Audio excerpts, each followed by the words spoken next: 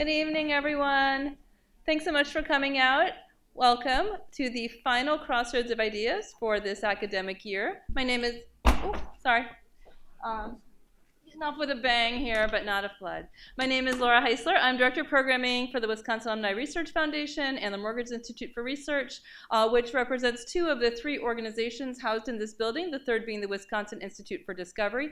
And our three organizations have come together to create this series, the Crossroads of Ideas, with a view to really recognizing what we wanted this space, the town center, to be for the campus and for the broader community, to be a place where we come together to exchange ideas and conversation around topics that matter to all of us in our lives that also happen to be the subject of research at UW-Madison.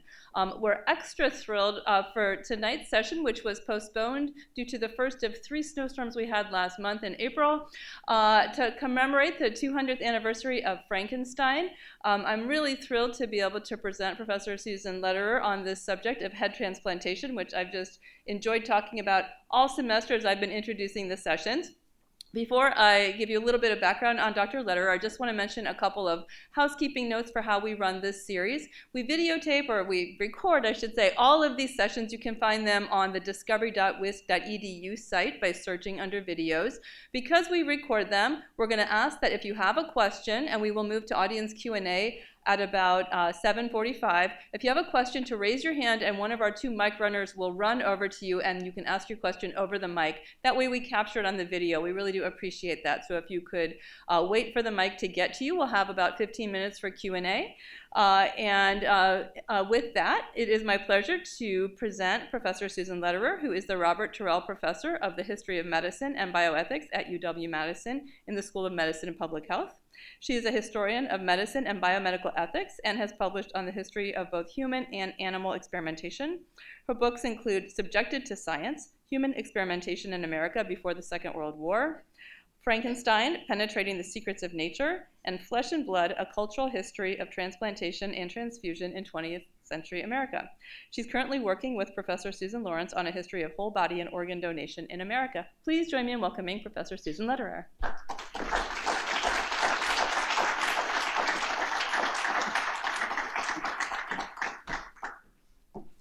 Good evening. I sometimes think I'd like to talk about Frankenstein when it's dark and stormy, but I'm really glad that it's light and not stormy this evening. Although I have to confess, the pollen has influenced my voice, so luckily there is water too. So the occasion for this talk is an anniversary. It is the 200th anniversary of the publication of a work of fiction that has had an enduring and compelling influence on Western culture. The book is Frankenstein, or the Modern Prometheus. And this is the original title page for the 1818 edition. I hope that many of you have read the book, but I know that even if you have never read Mary Shelley's 1818 novel about a pale student of unhallowed arts who secretly animates a creature, you know who Frankenstein is. You've heard of Frankenstein. I would be astounded that you've never heard of Frankenstein. And you may also know, and here's Mary Shelley, you perhaps also know that in Mary Shelley's story, Frankenstein actually refers to the young man. He's actually a college dropout named Victor Frankenstein. And it's Victor who visits the graveyards and the slaughterhouses for the raw materials that he will use in his creation.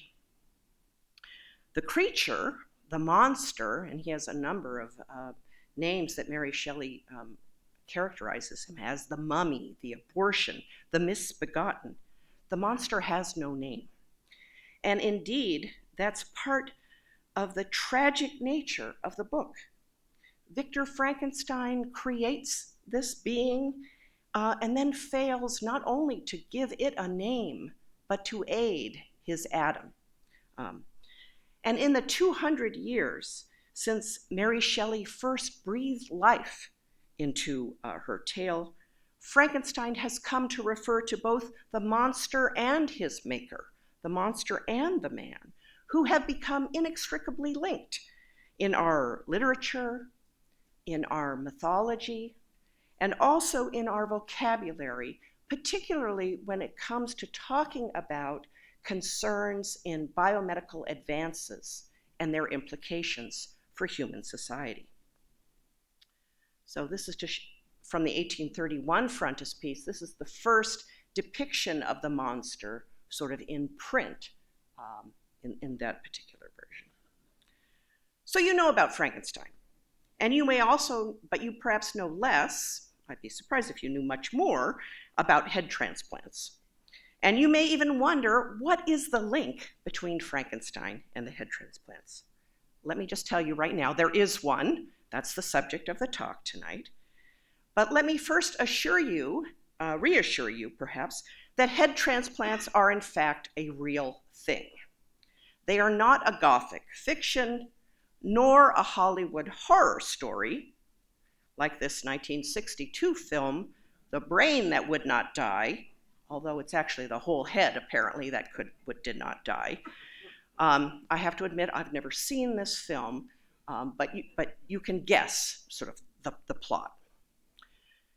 Now, it's true that a human head transplant has yet to be successfully performed, but it's not for lack of ambition on the part of these two men.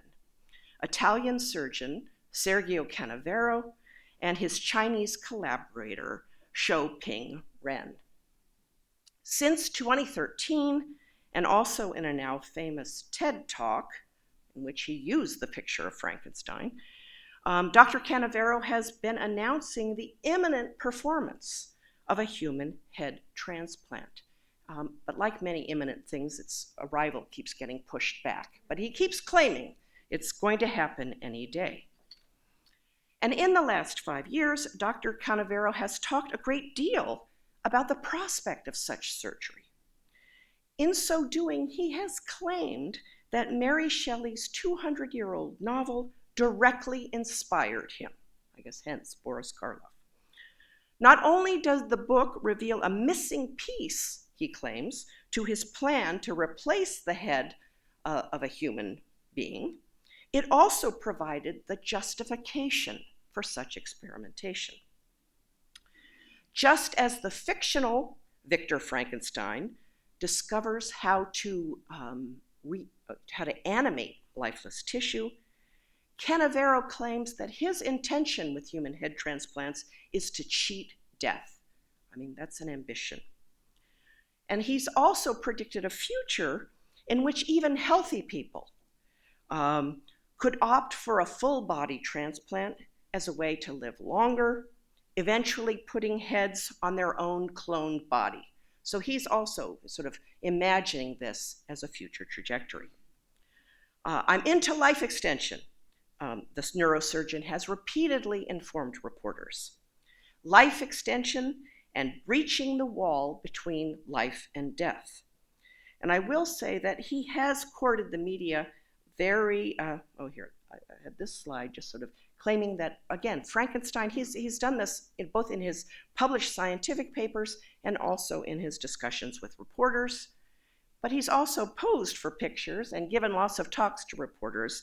And he's actually, he's doing this, he says, because he's attempting to crowdfund what he estimates to be a $100 million surgery to perform the first human head transplant, and because he can't get money from the usual sources. So he's looking toward the public to help support this.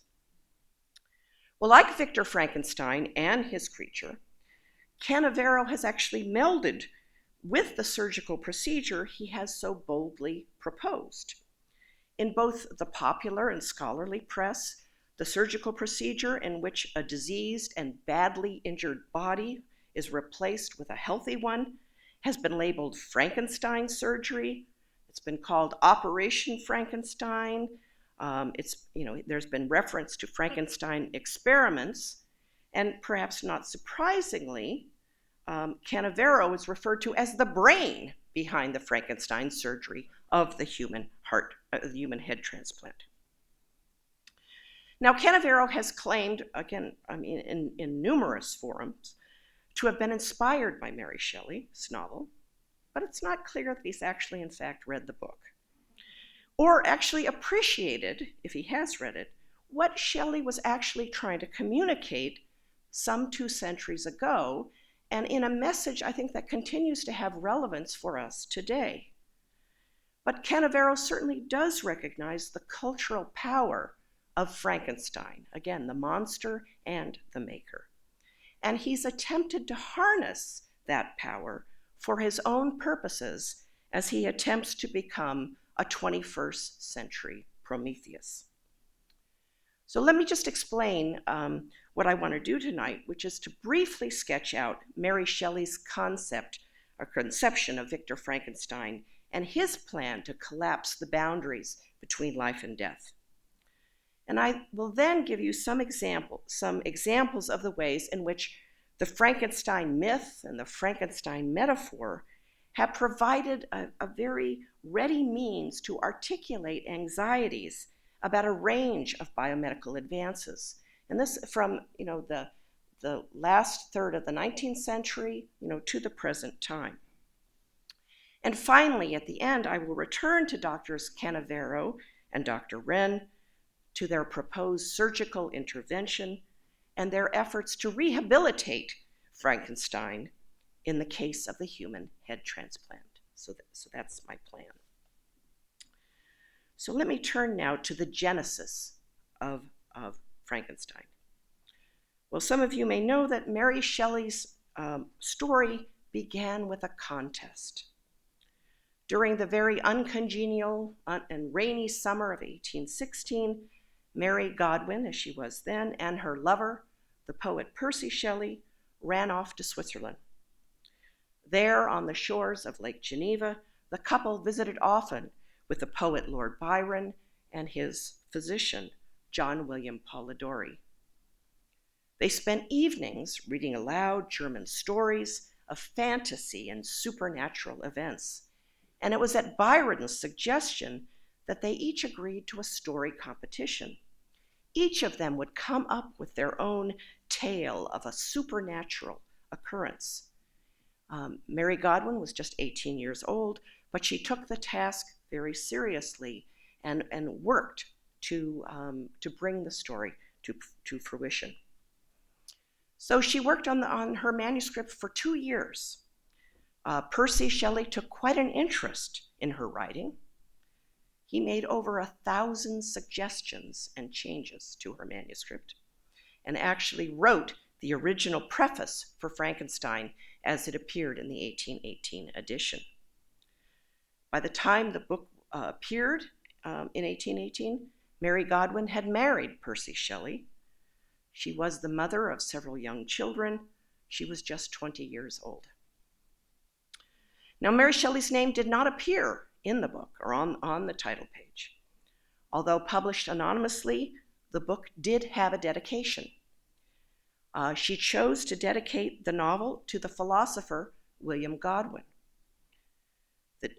A radical political thinker, Godwin also happened to be Mary Shelley's father, and it was an effort to gain or to come back into his good graces. But the dedication to Godwin and his radical political views excited great speculation about who had written this strange novel. Some people thought it was the work of Percy Shelley, who was associated in the public sphere with William Godwin and his ideas. No one seemed to think that it could have been the work of Mary Shelley, despite her impressive literary lineage. She was not only the daughter of William Godwin, the philosopher, but her mother was the formidable author, Mary Wollstonecraft, a radical philosopher in her own right, and the author in 1792 of The Vindication of the Rights of Woman. Now, so the original novel was published in 1818 without Mary Shelley's name on it. Her name appears, when a new and revised edition of Frankenstein is published in 1831. And actually, Mary Shelley has the opportunity to write her own preface to the novel. And in so doing, she she explains how she had been so frequently asked about how she as a young girl had come to think of and to write about such a hideous idea that she wanted to give an explanation for it. And her explanation was that she recalled long conversations in which she was a silent listener, a conversation between Byron and Shelley about the nature of the principle of life, about the possibility that it could be discovered, it could be harnessed, it could be manipulated for the good of mankind. And as she wrote in the 1831 preface, here as it's shown here, perhaps a corpse would be reanimated. Galvanism had given some token of such things. Perhaps the component parts of a creature might be manufactured, brought together, endued with some vital warmth.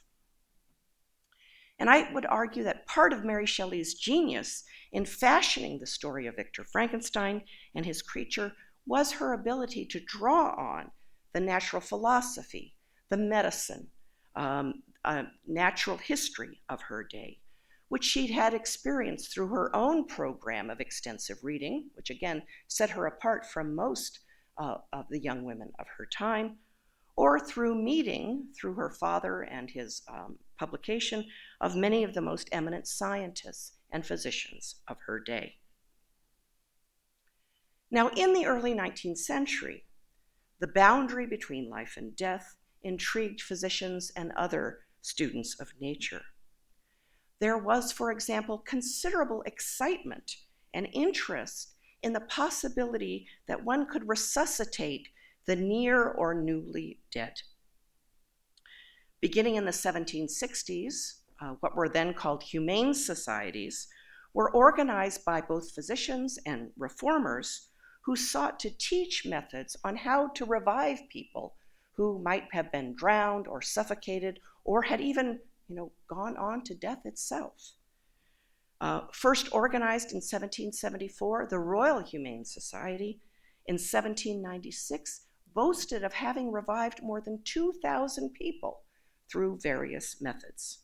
And this is actually some of their propaganda, showing the discovery of a young man apparently drowned in the lake, but methods of resuscitation were applied to him, and then you see him happily restored to the bosom of his family.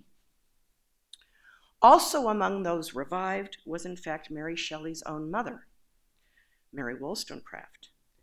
Mary Wollstonecraft actually set out to commit suicide in 1795 following an unhappy love affair. In a letter that was written shortly before her attempted suicide, she expressed the hope that her body would not be insulted by being snatched from death by people like this. She actually jumped into the Thames. She lost consciousness, but that was then rescued by some watermen. And in a letter that was written after her successful revival, she expressed not gratitude, but actually resentment that she had been revived. She wrote, "I have only to lament that when the bitterness of death was past, I was inhumanely brought back to life and to misery."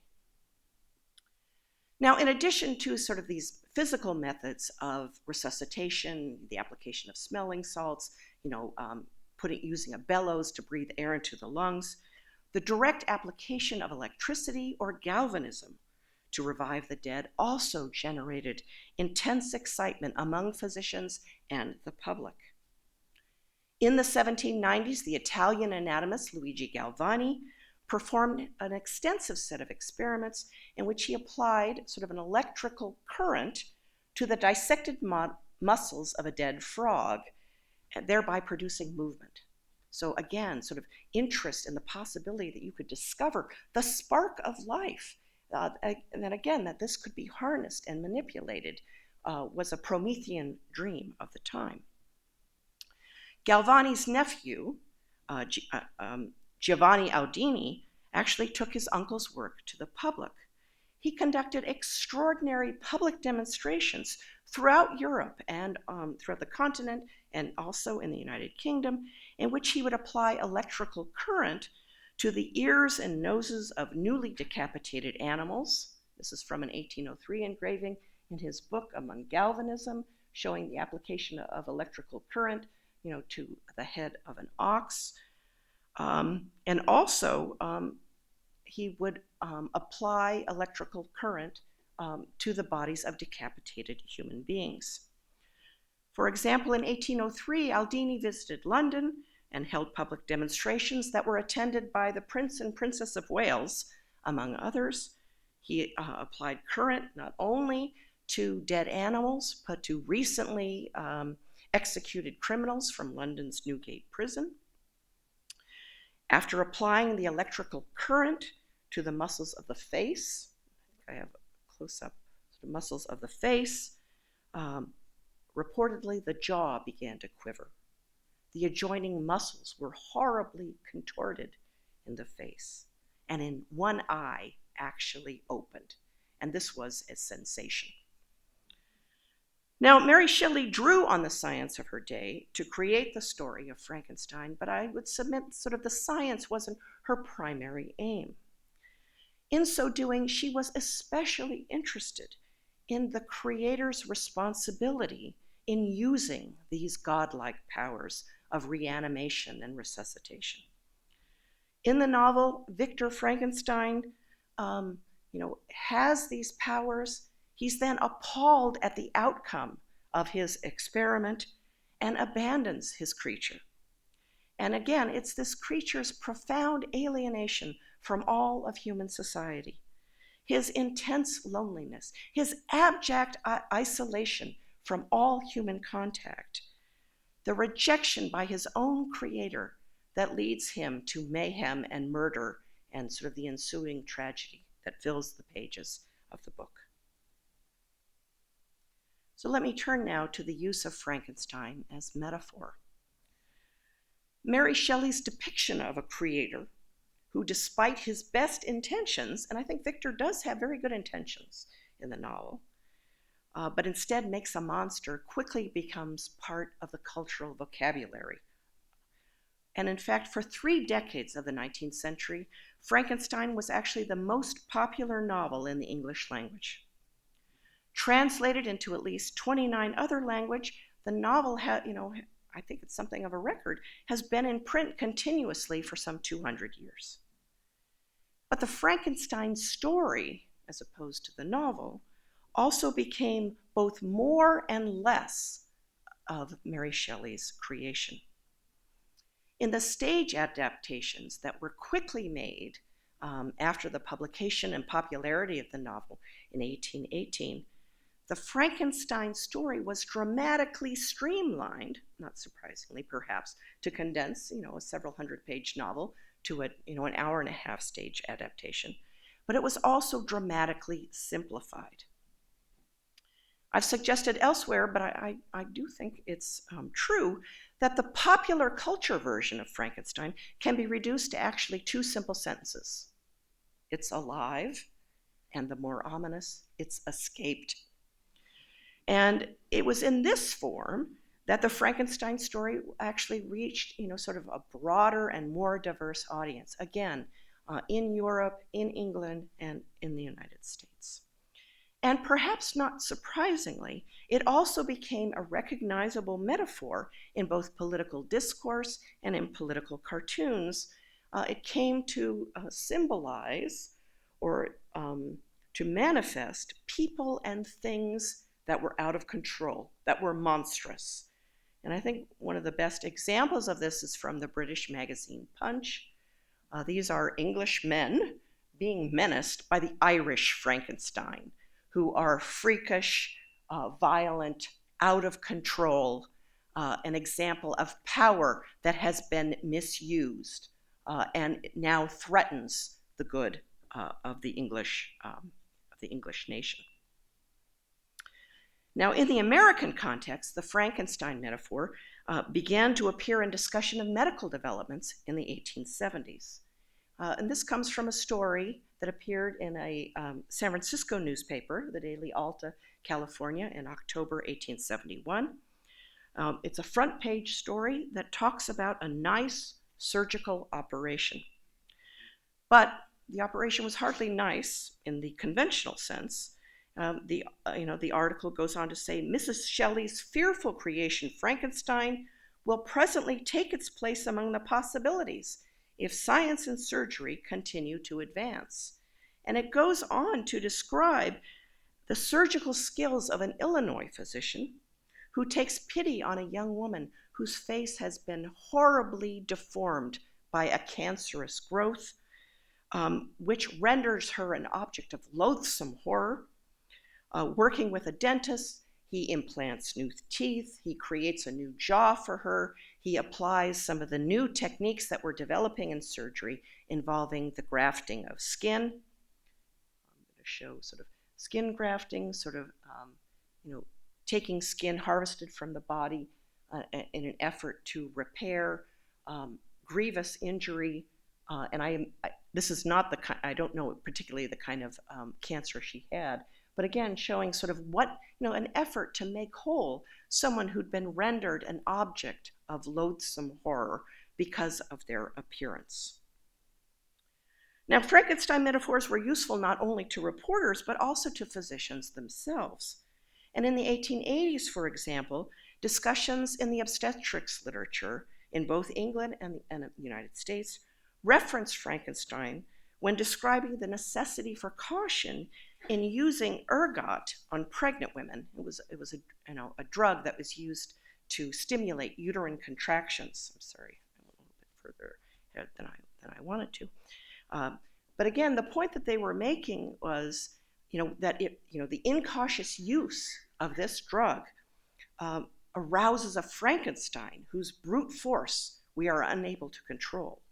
We prefer to use an instrument which is under the control of hand and head, which we presume to supplement the force of nature. Now, in the 20th century, the medicalization of Frankenstein intensified after the enormous success of the 1931 film featuring Boris Karloff, although I put this up just to show you, he doesn't actually get credited for his performance. It's sort of the monster as question mark. And this film did have an enormous impact. And just as Mary Shelley had drawn on contemporary developments in galvanism and resuscitation in creating her original monster, the Universal filmmakers drew on intense interest in the 1930s to achieve immortality through organ transplants and artificial organs. And one scientist who generated enormous interest in the 1930s was a chemist at the University of California named Robert Cornish, who successfully revived dogs that he'd actually killed with cyanide gas. In 1934, Cornish was in hundreds of newspapers around the United States when he claimed to have successfully reanimated Lazarus IV, shown here. He's quiet about Lazarus 1, 2, 3. Nonetheless, he's successful here. And again, I think somewhat like Canavero, Cornish had something of a genius for self-promotion and publicity, and naming the dogs Lazarus was just the tip of that iceberg. But the successful revival of dogs like Lazarus was marred by a concern that their reanimation had somehow altered in a profound way the animal's mental state.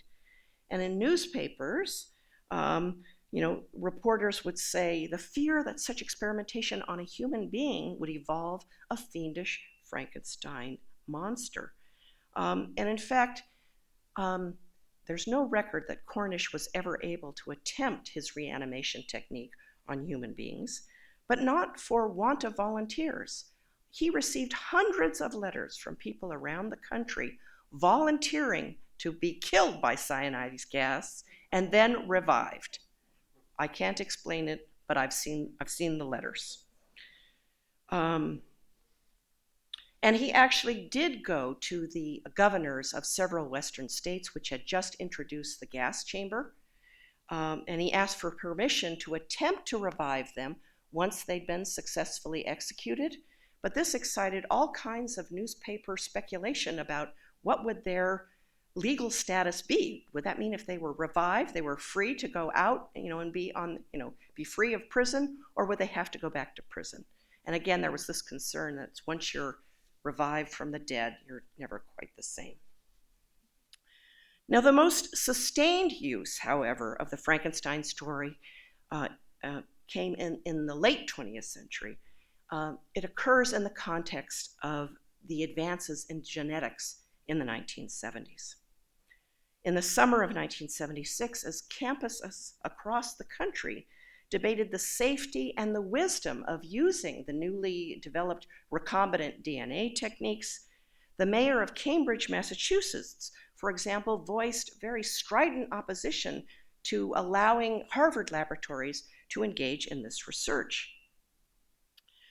We want to be damn sure, he told reporters, that the people of Cambridge won't be affected by anything that could crawl out of the laboratory. They may come up with a disease that cannot be cured. Is this the answer to Dr. Frankenstein's dream? And here you can see sort of Frankenstein lurking, but there are other kinds of monsters. In this audience, some of you may recognize what's coming out of that one particular bottle. So again, this occurs in the context of genetic research, and also, not surprisingly, in sort of cloning research that occurs in the 1990s. Perhaps not surprisingly, when the Scottish researcher Ian Wilmot announced the successful cloning of Dolly in 1997, the Frankenstein myth received renewed attention. One reporter called it a major outbreak of the Frankenstein syndrome. That was the most immediate consequence of the cloning of this Scottish sheep. And again, what she meant by this was invoking fears of a force of evil unleashed by science onto an unsuspecting and unprotected public. In the 1990s, the invocations of Frankenstein, which articulated ambivalence and anxiety about developments in biomedical science, were so widely recognized that they could be signaled by the prefix Franken.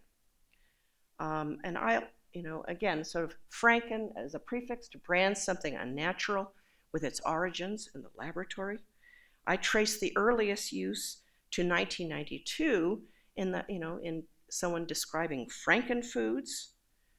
This is a reporter from the New York Times who says, talking about genetically modified foods, ever since Mary Shelley's Baron rolled his improved human out of the lab, scientists have been bringing just such good things to life. If they want to sell us Frankenfood, perhaps it's time to gather the villagers, light some torches, and head to the castle. And this is just one specimen of the power of the Franken prefix, as deployed by Greenpeace, sort of genetically modified frosted fakes, Frankenfood bad, kids get your own gene splicer, or this, it came from the grocery store, it's not labeled, the horror of genetically modified, and then, sort of the scientist at his, in his laboratory. And, you've seen these genetically, Frankenfoods, Frankenfood on parade. You can also see Franken cow. It morphs into Frankenvirus, when you can build a polio pathogen from scratch. Sort of, I don't know if people recall the Frankenfish scare, the fish that walks on land from pond to pond. I don't have a slide for this, but I was interested how in a Manhattan courtroom in 2003, a judge invoked the specter of McFrankenstein chicken nuggets. Now it was in a lawsuit that was actually brought against McDonald's, which held the chain liable for obesity and other illnesses in unsuspecting young people. The judge actually threw out the lawsuit, but in so doing, he labeled Chicken McNuggets, quote, a McFrankenstein creation of various elements not utilized by the home cook. So an unnatural thing, to be sure. And now I'd submit you don't even need Franken because you recognize the iconographic elements of a Franken food, the scar, the bolts. And sort of, I love this cartoon by Gary Larson, because you don't even need to mention sort of the Franken, but you know that this flower is an unnatural creation, right, trying to escape from the laboratory. Now, GMOs and foods produce the most sustained invocations of Frankenstein. The few alternatives, hopefully I put this slide in, sort of, Frankenstein, I would submit, had much more power as a metaphor than Pandora, and in this case, her picnic basket.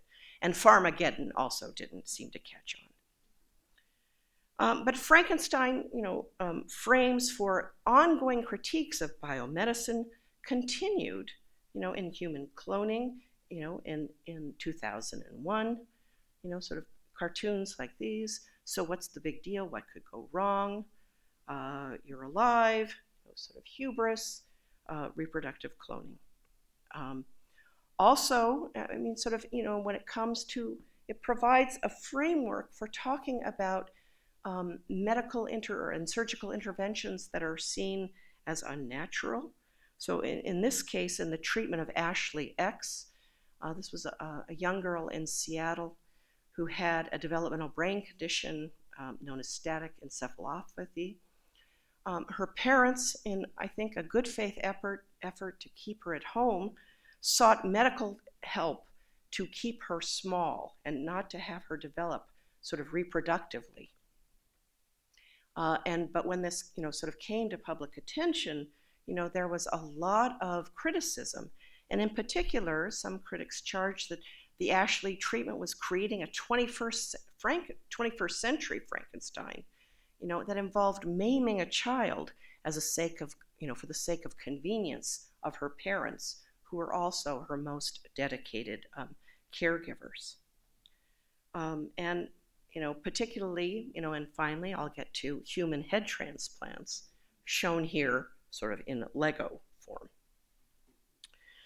Now, currently, neurosurgeons Sergio Canavero and Xiaoping Ren are generating the most attention with, again, their most highly publicized plans to go forward with a human head transplant.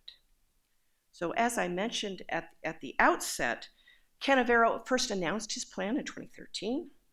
His idea, which again I think was well-intentioned, to extend the lives of people whose bodies were degenerating through, horrible, degenerative disease or, from fearful injury.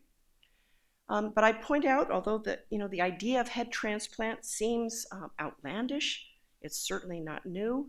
And so for more than a century, scientists, physicians have been attempting to perform head transplants in the first half of the 20th century, actually for the entire 20th century, not on human beings, but on animals.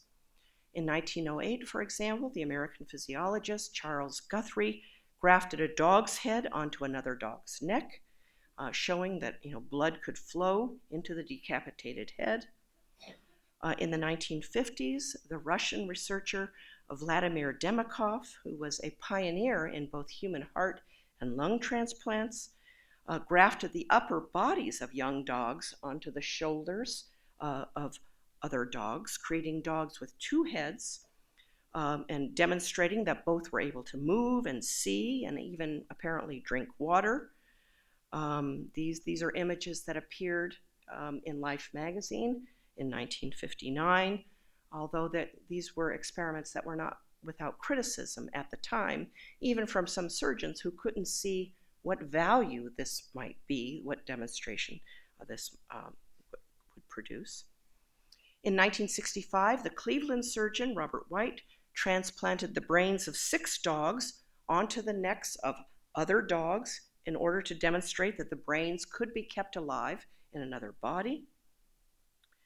In the 1970s, he actually transplanted the entire head of a rhesus monkey onto another monkey's body. The monkey could reportedly see, hear, and taste. In this particular transplant, he didn't attempt to fuse the spinal cord. The monkey lived for several days, although there seems to be some uncertainty about just how long the monkey lived following the surgery. But White believed that his successful experiment established the inevitability of head transplants. Actually, in writing in Scientific American in 1999, he forecast what has always been the stuff of science fiction, the Frankenstein legend, in which an entire human being is constructed by sewing various body parts together, will become a clinical reality early in the 21st century, which is what Canavero and Wren are actually trying to do. So goes on to predict that, that this reality is inevitable. And in fact, building on White's research and his embrace of the Frankenstein legend, Canavero announced in 1913 what he called his heaven product, and namely the head anastomosis venture. So again, having a good title, I think, can also be very useful in promoting this. And I'll just remind you that an anastomosis in surgery means sort of, creating a connection between body structures that carry fluid, such as blood vessels, or even, the bowel or the intestine. In 1915, Canavero announced that he actually had a volunteer for someone to undergo the first human head transplant, a terminally ill Russian man named Valery Spiridonov, who also appeared and gave a number of interviews talking about his willingness to be the first recipient of what was going to be really a sort of a human body transplant as opposed to a head transplant. He had a terrible disease, Verdnig-Hoffmann disease, that causes sort of rapid degeneration of nerve and muscle. He'd been in a wheelchair since he was 1 year old.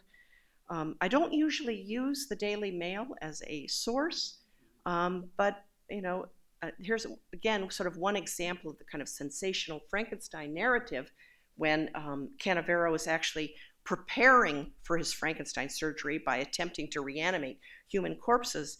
But it also says, that the Russian man who had volunteered to undergo this reported that his girlfriend was opposed to him undergoing the experiment. And for reasons that remain unclear and undisclosed, he's no longer a candidate for the surgery. In 2017, Canavero announced that he would move his operation to China because of the resistance of medical communities in the United States and in Europe, and their refusal to permit what was and continues to be a very controversial procedure. The Americans do not understand, Canavero has told reporters. The move to China had the support of the Chinese government. It signaled China's desire to become a world power, in a variety of fields, including medicine. The Chinese president wanted to restore China to greatness. He wants to make it the sole superpower in the world, and this operation, Canavero claimed, was going to enable them to do this. And Canavero has continued to criticize the United States and Europe for their failure to host the surgery. And I won't go into it in detail because you really should hear it from an expert, but I will tell you, and this won't surprise you, that it's a very complicated surgery. It does involve the simultaneous severing of the spinal cords of both the donor and the recipient. You have to, immediately chill the recipient, put them into a state of deep hypothermia. It requires a group of, 150 medical personnel in a procedure that's expected to take some 24 hours to separate and then reconnect, the vertebra, the jugular veins, the trachea, the esophagus. This is an extraordinarily complex surgery. And not surprisingly, there are enormous concerns about it. And they're the concerns that you might imagine. First, there's little evidence that this has been successful in animal surgeries.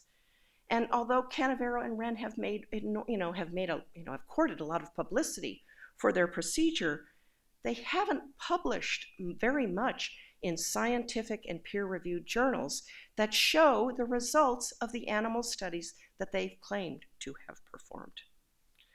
Secondly, there's the concern that now the head transplant is going to be undertaken in China, a country that has a history of taking positions on bioethical issues that are at odds with Western Europe and North America.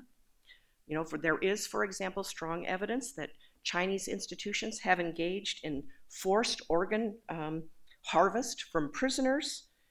On the research side, they are much more likely and ready to engage in, stem cell and genetic editing techniques, especially CRISPR. And there is, some people have pointed to the fact there's no legal mechanism to stop potentially dangerous and fatal experiments from occurring. Third, there are concerns about the patients, including Mr. Spiridonov, who are desperate and willing to undergo this procedure. Canavero has claimed he's received lots of email and letters from other people who are desperate enough to volunteer to be the first ones to undergo the procedure of head transplant. There are many more, but I won't go into them now. And for his part, Canavero has dismissed all these concerns, saying that Western bioethicists don't understand the Chinese and they should stop patronizing the Chinese.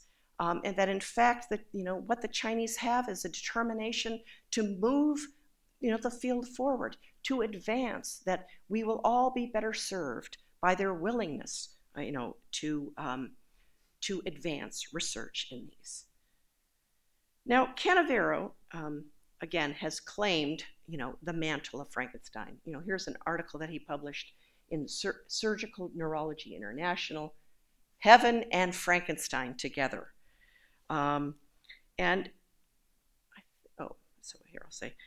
He's claimed Mary Shelley's Frankenstein as his inspiration. And perhaps he is right to do so. In his 1995 book on Frankenstein, the English social scientist John Turney has written, "We're never going to be rid of Frankenstein, even if we want to be. The story is too deeply embedded in our culture not to leave echoes and traces wherever and whenever we discuss biomedical advances. But if we cannot rid ourselves of Frankenstein, perhaps we can recall the subtitle that doesn't get as much discussion, I think, in the literature on Frankenstein, the subtitle that Mary Shelley chose in 1818 of the modern Prometheus. You may recall that in Greek myth, Prometheus was punished for stealing fire from the gods and giving it to humankind. But for Mary Shelley and her circle of friends and her family, Prometheus represented a figure of great optimism and hope for the future. When she was preparing her husband's poems for their publication after his death in 1822, Mary Shelley actually wrote, "Prometheus used knowledge as a weapon to defeat evil, by leading mankind beyond the state wherein they are sinless through ignorance to that in which they are virtuous through wisdom."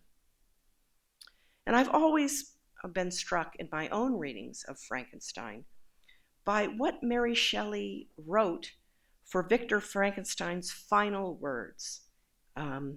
As he lays dying, he tells his friend Walton that the monster has already been sort of dispatched. He tells Walton, "Seek happiness in tranquility and avoid ambition, even if it be only the apparently innocent one of distinguishing yourself in science and discoveries. Yet why do I say this? I myself have been blasted in my hopes, yet another may succeed." So thank you.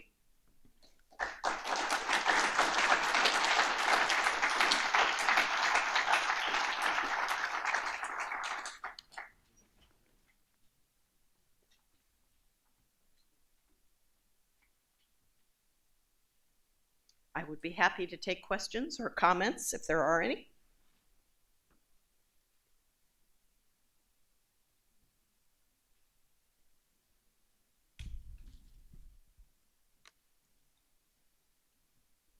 Thank you very much. Were there, popular resistance to the first solid organ transplants? Are you referring to kidney transplants? Yeah. You know, I would say not to kidney transplants, but certainly to the first human heart transplant. In 1964, the first human heart transplant, the first heart transplant was performed actually in Jackson, Mississippi. It involved taking a chimpanzee heart and implanting it into the body of a human recipient. And there was great criticism of this. And it may have actually slowed progress in the field. But I think, in 1967, when Christian Barnard went on to perform, the first human heart transplant, the fact that the first recipient, Louis Washkansky, lived for 18 days excited enormous excitement. I mean, it was, the discovery of the century. And, one of the things I've often found fascinating about the first human heart transplant is that when, Washkansky, undergoes this, heart transplant, when he actually, recovers from the surgery and is able to talk to the nurses who are caring for him in that hospital in Cape Town, South Africa, what does he say? He says, "I am the new Frankenstein." Even though Frankenstein as a book was banned in South Africa because, it's about, monsters, killing their creators, which is not something that could be sustained in that particular context. But, one of the things that I'm struck by is that people are often willing to accept, a great range of things in the promise of restoration of function or treatment for disease. Canavero has claimed that one of the things that disturbs people about the head transplant is what's called in bioethics the yuck factor. It's simply too yucky to consider having a new head implanted on another body. It's outside the ban. As a historian of medicine, I am much more struck by the fact that people are willing to do an incredible amount of yucky things, if it promises, relief from disease or, a better outcome. There are lots of, when I look back at the history, of medicine, for example, sort of when I think of, maggot therapy, well, that doesn't seem to be something that one would want to embrace. Although, again, it's used today in some circumstances. It's effective for what we want it to do, and it does the job that we want it to do. So I think yuckiness, is not an absolute standard.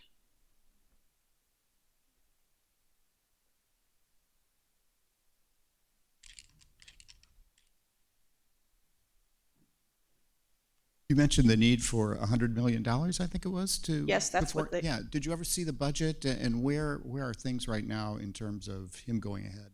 China, has he raised $50 million, for instance?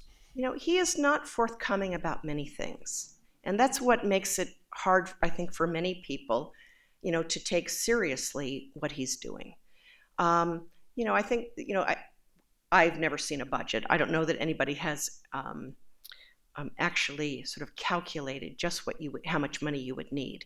But I do think people have thought about just how much, manpower you would need, and how many, surgeons would be necessary, how many nurses, how many technicians, how long the surgery, would take place.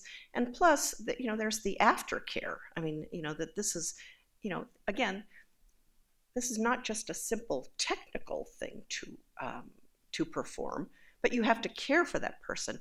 And, and then other people have raised, I didn't raise it here, but, the immunological issues, from an unrelated donor body. Most of us don't have a clone in which we could have our head transferred, that's immunologically identical with us.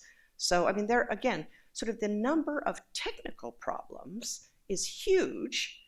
And again, because it hasn't been subjected to rigorous peer review, the only things that we know about, just how far, the,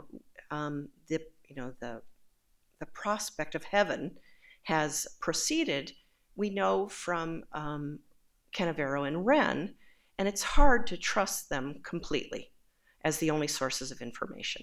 One bioethicist who has written about this has said, the road to heaven has been paved with, good intentions, right, or or good intentions. So there's a lot, again, that we just don't know, and it's hard to accept on trust. And this is one, instance in which I think Canavero misreads, Mary Shelley's novel, because part of the problem of Victor's pursuit is that he does it in secret. He isolates himself from everyone. He conducts his solitary research away from everyone's eyes. And then, not surprisingly, there's a bad outcome. So secrecy, is inimical to the scientific venture.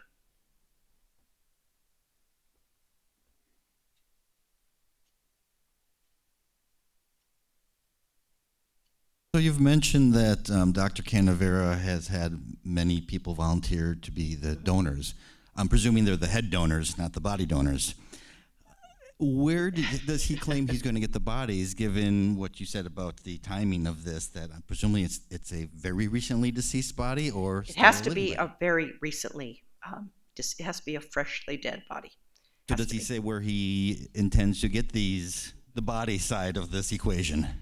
He has been silent on this, and that's what one of the concerns is about the move to China, because there have been charges leveled against the Chinese that they can arrange for an organ to be available by executing a prisoner once you have the right match.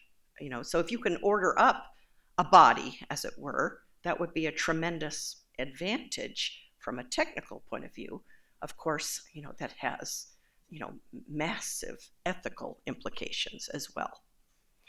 But, again, I would say it's not surprising that people are in desperate situations and are willing to do almost anything to become, to have a better outcome. Some people, I didn't mention here, but some people have been concerned that Canavero has said he's been approached by a number of transsexuals who want to have a different body. But he has maintained that he would only do this procedure on someone, with a neurodegenerative or neuromuscular or a wasting disease, physical disease, rather than somebody who's a transsexual. It seems like a brain transplant might be easier than a head transplant. Is there that discussion in the field? I haven't. That's interesting. Certainly, Robert White, who was experimenting in the 70s, was very interested in brain transplants, but that hasn't come up in the literature. So I mean, that's it's an interesting idea. But I also don't think a brain transplant would necessarily be completely a walk in the park, right? I mean, these again are very complex surgeries, but for his part, Canavero has said, well, there was opposition to heart transplants. There was opposition to face transplants, because again, the issues of identity and the psychological implications for the individual. But again, there are some people who have been so massively disfigured and harmed that they've, been willing to undergo this procedure, and with some success.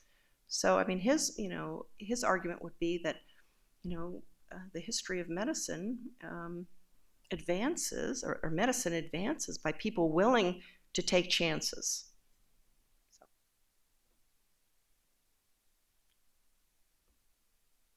I have a comment about how I see a parallel in the Frankenstein story with our modern technology going towards like nanotechnologies that are being developed, in how they might tie into biology in medicine, and how we can maybe start tying into the brain as well, as far as getting to understand that, and I think that also will bring about different fears people might have, but also a willingness to adapt technology into our bodies.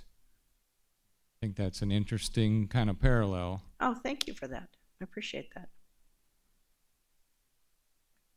So I'm just wondering if there's any evidence at all that you can actually link the brain to the body's nervous system with any kind of positive outcome with this kind of transplant. I can understand a second head on an animal and having some limited functions, but being able to control the body's activity. Is there any evidence that that might work? I don't think so. I don't think, again, that it's, I think that there has been near unanimous consensus on the part of European and North American scientists that this is premature. That it's great to have the ambition, but you need to be much closer to resolving the host of technical questions and issues that such a transplant or transfer entails. Now Canavero claims that he does have evidence from experiments on mice. That's some of the work that his Chinese collaborator, Dr. Ren, has done. But again, but no one's seen the evidence sort of close up. There isn't, for example, video of animals, showing, or demonstrating complex behaviors. All we have is what has been released, piecemeal by the laboratory. So again, I think it's radically premature, in my opinion. It's not wrong to have the ambition, but you also have to have the wisdom to embark when the time is right. Well, thank you very much.